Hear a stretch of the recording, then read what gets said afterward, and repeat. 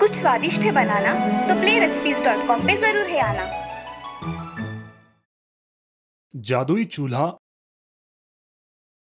एक जंगल में एक चुड़ैल कई सालों से अकेली रहती थी। उसकी गुरु माता अपने अच्छाई के कारण अपने बुरे कर्मों से मुक्त हो चुकी थी। उसी मुक्ति की आशा में ये चुड़ैल भी लगी हुई थी। वो अच्छाई करने लगी थी। जंगल में लोगों को परेशान करने वाले भूतों को अपने कुटिया के छोटे से कब्र में कैद कर देती थी। जंगल से आने जाने वाले लोगों को वो रात में कुछ ना कुछ मदद कर देती। हर रोज वो कुछ मंत्र पढ़ती थी। उसकी गुरु माता ने उसे कई सालों पहले एक जादुई चूल्हा दिया था और कहा था, इसका इस्तेमाल जरूरत के हिसाब से ही करना, नहीं तो तुम्हारी शक्ति कम हो जाएगी और फिर तुम्हें मुक्ति कभी नहीं मिलेगी। इस जादुई चूल्हे में आग लगाकर उस पे खाली बर्तन रखकर जो खाना चाहिए उसे पहले नाम लेके बुलाना और 3 बार एक मंत्र फूकनी से फूकना है। फिर जो भी खाना तुमने मांगा है वो तुम्हें मिल जाएगा। वो कौन सा मंत्र है गुरु माता? ध्यान से सुनो, ये एक ही बार सुनाया जाता है। अगरा बगरा जा रे खाना, चूल्हे की आग पर उसे पकाना। यही मंत्र 3 बार दोहराने से जो मांगो वो मिल जाएगा। लेकिन याद रखो, मैंने ये तुम्हारे लिए दिया है, इसे किसी और को मत देना। जो भी खाना हो वो इसी चूल्हे की मदद से मांगना। गलती से भी किसी जीव की हत्या मत करना, उसका रक्त और मांस मत खाना, नहीं तो तुम संभ्रमित, हिंसक, वैशी चुड़ैल बन जाओगी और फिर तुम्हारी इस नर्क भरी जीवन से मुक्ति असंभव है। गुरु माता, आप चिंता ना करें, मैं आपके बताए रास्ते पे ही चलूंगी। मैं आपकी जैसी मुक्ति जरूर पाऊंगी और इस नर्क यातनाओं से जल्द ही छुटकारा पाऊंगी। अब मेरा इस जीवन से मुक्त होने का समय हो गया है। मेरे आशीर्वाद सदा तुम्हारे साथ रहेंगे। फिर गुरु माता वहां से अदृश्य हो जाती है। चुड़ैल अपने मंत्र पठन के कामों में लग जाती है। वो अपने गुरु माता ने बताई राहों पर चलने लगती है। ऐसे ही कई साल बीत जाते हैं। एक बार उसी जंगल के रास्ते से एक छोटा परिवार एक नए गांव में अपना बसेरा करने जा रहा था। जंगल की नई जगह और नए रास्तों के कारण उन्हें जंगल पार करने में देरी हो रही थी।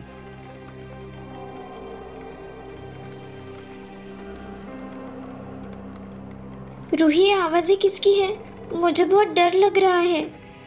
नीलू, ये आवाज़ें जंगली जानवरों की है। उन्हें अब भूख लगी है, इसीलिए वह यह आवाज़ें निकाल रहे हैं। माई, मुझे भी बहुत भूख लगी है। हाँ माई, मुझे भी बहुत भूख लगी है। सुनिए जी, अब हम जंगल में कहाँ तक होंगे? मुझे लगता है कि अब हम जंगल के बीचों बीच है। यहाँ से तो गांव बहुत दूर है, क्यों ना हम अब थोड़ा आराम कर ले, किसी एक जगह रुक जाए। हाँ, मुझे भी वही लगता है। थोड़ा आराम कर लेंगे, आगे जाके कुछ पका लेंगे। बच्चे भी बहुत थक चुके हैं। मैं जरा आसपास जाकर थोड़ी लकड़ियां जमा करता हूँ। जरा संभल के जी, ज्यादा दूर मत जाना, नई जगह है। अरे हाँ हाँ, तुम फिक्र मत करो, मैं यही नजदीक से लकड़ियां जमा करूंगा। दीनू अपने हाथों में कंदील लेकर लकड़ियां जमा करने के लिए निकल पड़ता है। वो लकड़ियां जमा करते करते अंधेरी झाड़ियों के यहाँ पहुंच जाता है। ट्रक ट्रक ट्रान ट्रू खड़मे खड़खड़ान हा। दीनू झाड़ियों के नजदीक आकर देखता है कि वहाँ एक कुटिया है और वो आवाज उसी कुटिया से आ रही है। चुड़ैल को पता लग जाता है कि कोई इंसान उसकी कुटिया के घेरे में आ गया है।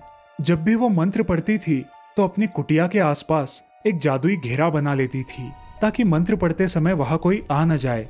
अब चुड़ैल को पता चल चुका था कि कुटिया के पास कोई आया है। चुड़ैल सावध हो गई। चुड़ैल अपना मंत्र पठन का काम बंद कर देती है। दीनू कुटिया के एकदम नजदीक जा पहुंचता है और वो चुड़ैल एक अच्छी औरत का रूप धारण कर लेती है। कौन है बाहर? ये आवाज सुनकर दीनू एकदम से डर जाता है। अभी तक तो मंत्रों की आवाजें आ रही थी, अभी अचानक मंत्रों की आवाजें बंद होकर ये कैसी आवाज आने लगी? कौन है वहाँ? किसी को कोई मदद चाहिए क्या? मदद? हाँ हाँ जी, हमें मदद की जरूरत है। तो डरो मत, दरवाजे से अंदर आ जाओ, आपको मदद जरूर मिलेगी। कुटिया के अंदर से आती हुई वो अच्छी आवाज सुनकर दीनू खुश हो जाता है और वो कुटिया के अंदर चला जाता है। अरे, आओ भाई, अंदर आओ। क्या चाहिए आपको? मैं आपकी क्या मदद कर सकती हूँ? डरो मत, ज़रा बताओ। मैं अपने परिवार के साथ जंगल से गुजर रहा था। बहुत रात हो गई और हम यहाँ जंगल के बीचों बीच फंस गए। बस रात गुजारने के लिए अगर हमें आपके कुटिया में सहारा मिल जाए तो बहुत अच्छा होगा। तो भाई, आपका परिवार कहाँ है? वही रास्ते में एक बड़े पेड़ के नीचे है। तो जल्दी उन्हें यहाँ लेके आओ। इस जंगल में उन्हें ऐसे अकेला मत छोड़ो। जी हाँ, शुक्रिया, मैं अभी उन्हें लेकर आता हूँ। दीनू वहां से निकल पड़ता है अपने परिवार को लाने। यहाँ जंगल में आती हुई अजीब अजीब आवाजों के कारण दीनू का परिवार डरा हुआ था और दीनू की राह देख रहा था। माई बाबा अभी तक नहीं आए। हाँ बेटा, अभी आ जाएंगे। आग जलाने के लिए लकड़ी लेने गए हैं ना। माई बाबा को जल्दी बुला लो, मुझे बहुत डर लग रहा है। मुझे नहीं लगी भूख। और उतने में दीनू वहां आ जाता है। दीनू को देखकर पूरा परिवार खुश हो गया। माई पिताजी आ गए। बहुत देर कर दी और लकड़ी भी नहीं लाई। अरे भाग्यवान, हमें रात गुजारने के लिए एक नई जगह मिल गई है। क्या? और इस बीच जंगल में? हाँ हाँ, यही पास की घनी झाड़ियों के पीछे। चलो, हम वहां अपनी बैलगाड़ी लेकर जाते हैं। लेकिन खाना? अब वही जाकर बनाएंगे। वहां एक औरत है, वो हमारी मदद करेगी। औरत? क्या वो वहाँ अकेली रहती है? हाँ शायद, लेकिन डरो मत, उसने मुझे भाई कहा है। चलो। अब दीनू अपने पूरे परिवार को लेकर उस कुटिया के पास आता है। आओ, यहाँ आंगन में अपनी गाड़ी छोड़ दो और कुटिया के अंदर आ जाओ। चुड़ैल की अच्छाई और उसका अच्छा रूप देखकर दीनू की पत्नी का डर थोड़ा कम हो जाता है और मन ही मन उसे वो अच्छी औरत समझने लगती है। सभी उस कुटिया के अंदर जाते हैं। कुटिया के अंदर जाते ही जंगल से आने वाली अजीब अजीब आवाजें अचानक बंद हो जाती है। वहां उनके पूरे परिवार को अच्छा अच्छा खाना परोसा हुआ मिलता है। खाना देखकर सबके मुंह में पानी आ जाता है। इतने अच्छे अच्छे पकवान, क्या ये हमारे लिए है? हाँ बेटी, ये तुम्हारे लिए ही तो है।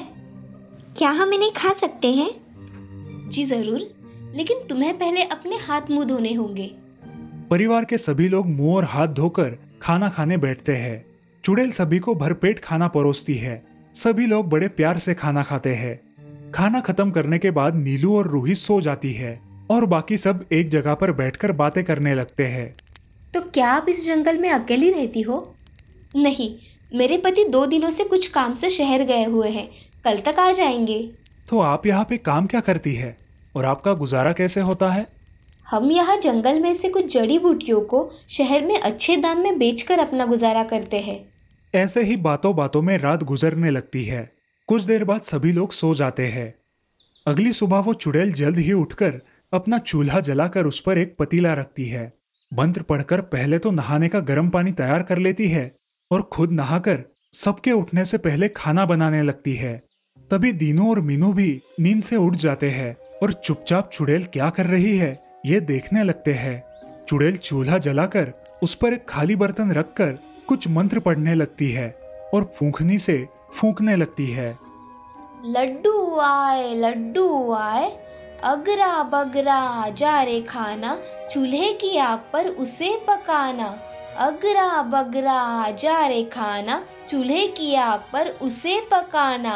अगरा बगरा जा रे खाना, चूल्हे की आग पर उसे पकाना।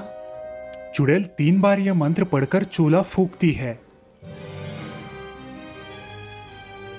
ये सब खेल दीनू और मीनू चुपचाप देख रहे हैं। पूरी आए, अगरा बगरा जा रे खाना, चूल्हे की आग पर उसे पकाना। अगरा बगरा जा रे खाना, चूल्हे की आग पर उसे पकाना। अगरा बगरा जा रे खाना, चूल्हे की आग पर उसे पकाना। दीनू और मीनू एक दूसरे की तरफ देखते ही रहते हैं। वो चुड़ैल का पूरा खेल चुपचाप देखते हैं। उनको पता चल जाता है कि ये कोई साधारण महिला नहीं है, लेकिन बुरी भी नहीं है। फिर भी थोड़ा डर उनके अंदर रहता ही है। कुछ ही देर में सारा खाना बन जाता है और चुड़ैल सभी को नहाने के लिए उठा देती है। दीनू और नीलू भी कुछ पता ही नहीं ऐसा नाटक करते हुए उठ जाते हैं। अरे हो गई सुबह। जी हाँ, कुछ पता ही नहीं चला। बहुत अच्छी नींद आई थी। माई, खाने की कितनी अच्छी खुशबू आ रही है। लगता है बुआ जी ने हमारे लिए फिर अच्छा खाना बनाया है। जी हाँ, मैंने आपके लिए और अच्छा खाना बनाया है। चलो जल्दी उठ जाओ और नहा के स्वादिष्ट भोजन करो। चलो बेटियों, जल्दी से अपनी तैयारी कर लो, हमें आगे भी तो जाना है, अपने नए गांव। अब सब लोग उठकर अपनी अपनी तैयारी में लग जाते हैं। भरपेट खाना खाकर अपने रास्ते निकल पड़ते हैं। यहाँ चुड़ैल अपनी मुक्ति की राह पर फिर अकेली लग जाती है और वहाँ दीनू अपने परिवार के साथ नए गांव और नया काम ढूंढने के लिए निकल पड़ता है। लंबी दूरी तय करने के बाद उन्हें एक अच्छा गांव मिल जाता है। गांव में रहने के लिए एक सस्ता वाला मकान भी मिल जाता है, लेकिन दीनू को कोई अच्छा काम नहीं मिल पाता जहाँ से एक अच्छी आमदनी मिल पाए। गांव तो बहुत बड़ा है, यहाँ के लोग भी अच्छे हैं, लेकिन क्या? लेकिन काम अच्छा नहीं मिल पा रहा जिससे बेटियों की अच्छी पढ़ाई कर सके, उनकी अच्छी परवरिश कर सके। आज नहीं तो कल कोई अच्छा काम जरूर मिल जाएगा। अभी अभी तो हम इस नए गांव में आए हैं। बहुत दिनों तक दीनू को गांव में अच्छा काम नहीं मिला और जो भी काम मिलता उसका दाम भी बहुत कम मिलता था। इस वजह से दीनू नाराज था। उसे हर वक्त रात में सोते समय उस जादुई चूल्हे, कढ़ाई और फूकने की बातें याद आती और वो मंत्र उसके कानों में गूंजते रहते। आमदनी कम होने के कारण उनके घर में खाना भी बहुत कम पकता था। हर रोज नीलू और रूही को जंगल में मिले उस खाने की याद आती थी। माई, जंगल में कितना अच्छा खाना मिला था, आप उस तरह का खाना क्यों नहीं बनाते? जब बाबा को अच्छा काम मिल जाएगा तब जरूर हम भी खाना अच्छा बनाएंगे। लेकिन कब अच्छा खाना मिलेगा माई? मिलेगा, जरूर मिलेगा। रात हो जाती है। आज दीनू देर से घर आता है। मीनू दीनू को बेटियों की सारी बताई बात बता देती है और जंगल में मिली उस औरत से फिर से हमेशा के लिए मदद मांगने की सलाह देती है। मीनू की बात सुनकर दीनू कहता है, नहीं, मुझे ये बात बिल्कुल ठीक नहीं लगती। उस औरत ने अपनी असली पहचान छुपाकर हमारी मदद की। भला जाने वो औरत है कौन? हाँ, ये बात भी सही है। यदि उसे पता चल गया कि हम उसका राज जानते हैं तो न जाने हमारे साथ क्या करे। हाँ वही तो, लेकिन हम एक काम कर सकते हैं। वो क्या? क्यों ना हम चुपके से जाकर उसका वो जादुई चूल्हा, बर्तन और फूकनी चुरा के लाए। उसने हमें पकड़ लिया तो? अरे नहीं, वो हमें कभी पकड़ ही नहीं सकती। बड़ी ही शातिरता से मैं वो सब चुरा कर लाऊंगा। फिर हमारे घर में अच्छे खाने की कभी कमी नहीं होगी। हाँ, ये बात तो सही है। चलो सो जाओ, अब सुबह जल्दी उठना पड़ेगा। दीनू और मीनू सो जाते हैं। अगले दिन सुबह होने से पहले ही दीनू जल्द ही उठकर जंगल में चुड़ैल का सामान चुराने के लिए निकल पड़ता है। बहुत लंबी दूरी तय करने के बाद दीनू उन झाड़ियों के पास आकर पहुंचता है जहां से चुड़ैल की कुटिया नजदीक थी। दीनू कभी झाड़ियों में छुपकर तो कभी पेड़ पर चढ़कर उस कुटिया पर नजर रखने लगा। उसे जानना था कि चुड़ैल घर से बाहर कब निकलती है, घर में वापस कितनी देर में आती है। ऐसे ही 4-5 दिनों तक दीनू वही आसपास छुपा रहा और अब उसे पता चल गया था कि चुड़ैल सुबह सुबह नदी के पास पूजा करने जाती है। 2-3 घंटे वही रहती है। अब ऐसे ही एक दिन दीनू ने वो जादुई चूल्हा और बर्तन चुराने की ठान ली। अगले दिन चुड़ैल हर रोज की तरह सुबह जल्दी उठकर अपना काम करने के लिए निकल पड़ी। दीनू ने उसी अवसर का लाभ उठाते हुए उसकी कुटिया में जाकर उसका चूल्हा, बर्तन और फूकनी को चुरा लिया। उसे अपने झोले में लपेटकर वो वहां से भाग निकला। उस जगह से भागकर दीनू दूर निकल आया और फिर आराम से अपने घर की ओर निकल पड़ा। यहाँ कुछ देर बाद चुड़ैल अपनी कुटिया में आई।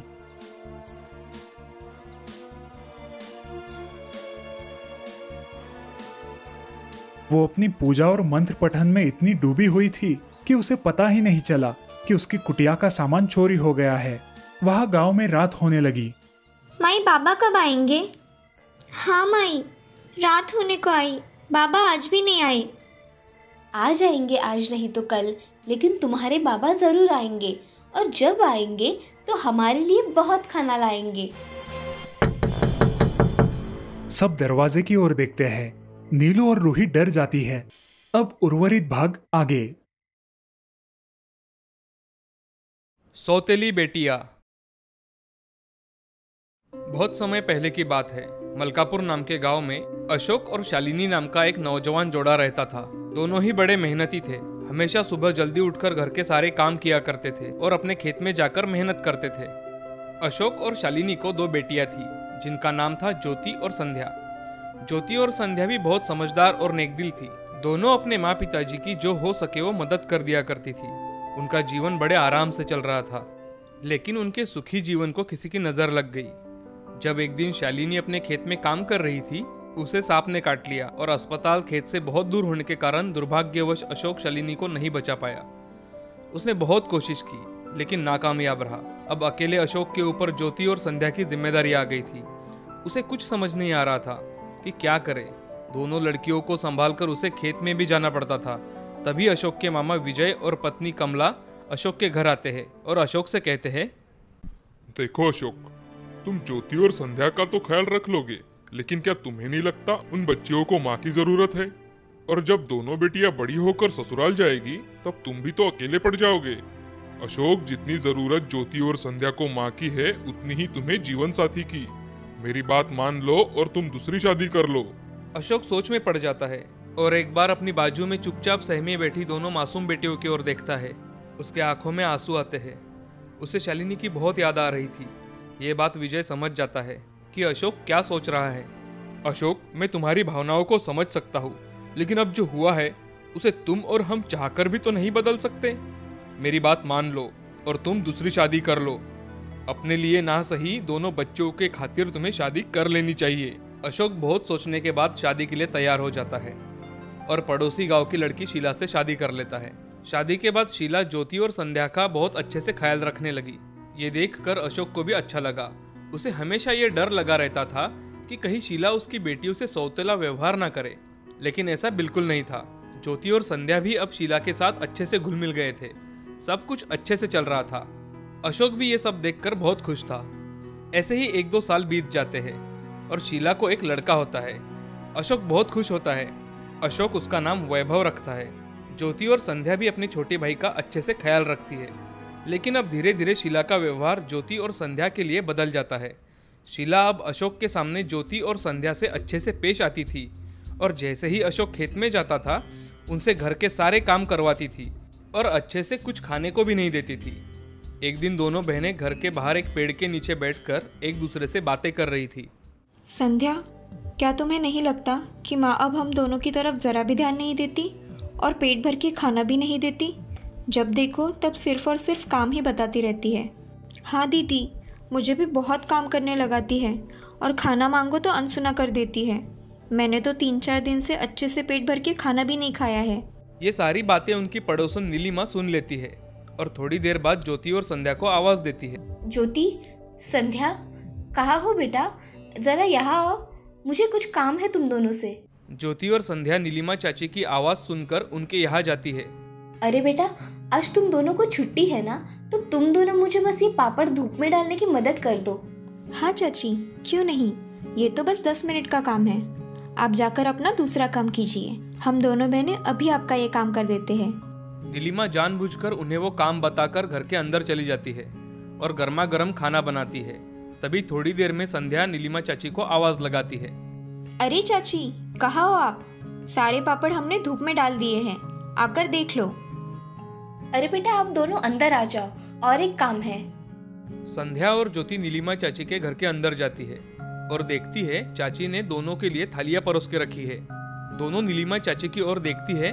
तभी चाची, अरे बेटा, आज अकेले खाना खाने का मन नहीं हो रहा था, तो सोचा हम तीनों मिलकर ही खाते हैं। चलो जल्दी बैठो, नहीं तो खाना ठंडा हो जाएगा।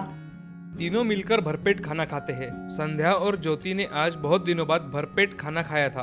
अब ऐसे ही कुछ न कुछ बहाना बना के नीलिमा चाची उनको हर रोज खाना खिलाती थी। इधर शीला दिन ब दिन अपने दोनों लड़कियों को तकलीफ देती थी। अब दोनों बहनें बड़ी हो गई थी। अगर कभी उन्होंने शीला को उल्टा जवाब दिया तो उनके गाल पकड़ से पकड़कर नोचती थी। उनकी पढ़ाई भी शीला ने अब बंद कर दी थी। वो उन्हें दूसरों के खेतों में काम के लिए भेजती और खुद घर पर बैठकर आराम किया करती थी। दोनों बहनें अपनी सौतीली माँ का ये अत्याचार बिना कुछ बोले सह रही थी।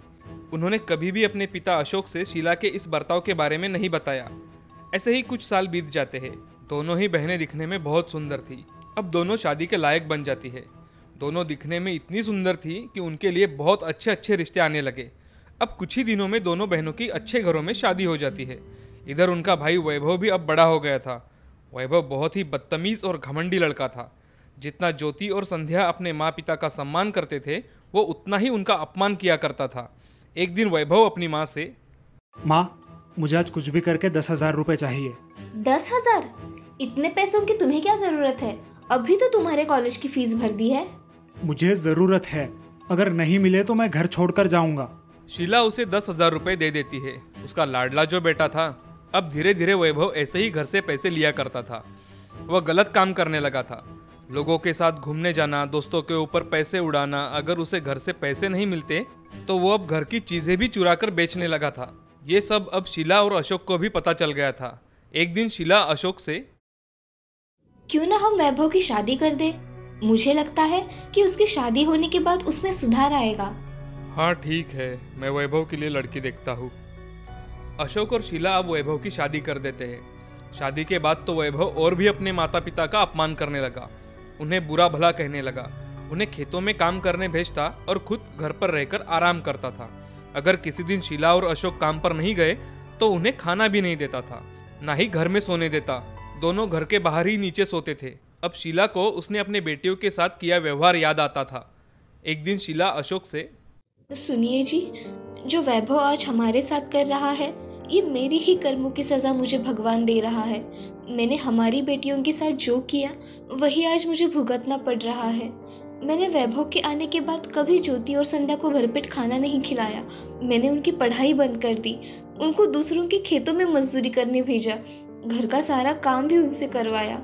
जो जो गलत मैंने उनके साथ किया है वो सब मुझे आज सहना पड़ रहा है, और मेरे साथ आपको भी। देखो शीला, कर्मों का फल कभी दूसरे जन्म में नहीं भरना पड़ता। जैसे हमारे कर्म हो गए वैसे ही आगे हमें भुगतना पड़ता है।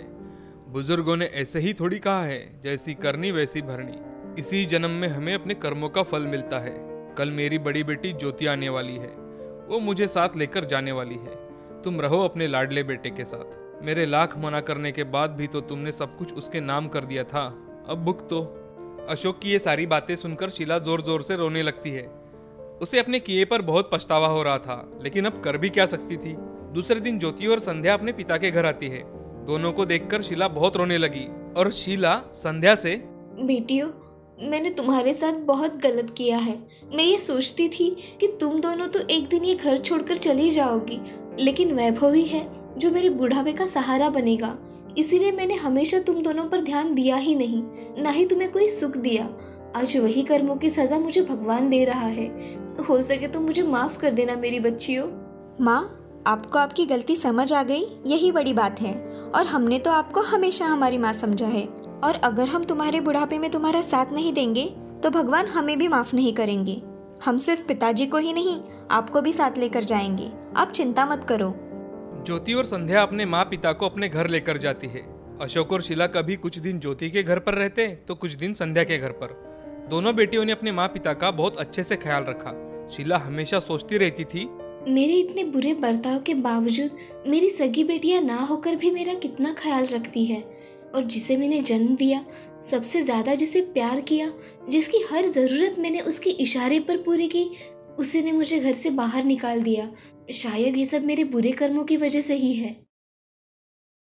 देखा दोस्तों, आज हम जो बीज बोते हैं उसका ही फल पाते हैं। इसलिए जीवन में हमेशा अच्छे कर्म करो, जितनी हो सके उतनी दूसरों की मदद करो, किसी के प्रति ईर्ष्या मत करो। आखिर ये बात हमेशा सच होती है, जैसी करनी वैसी भरनी। हम जो कुछ भी कर्म करते हैं उसका ही फल हमें इसी जीवन में मिलता है।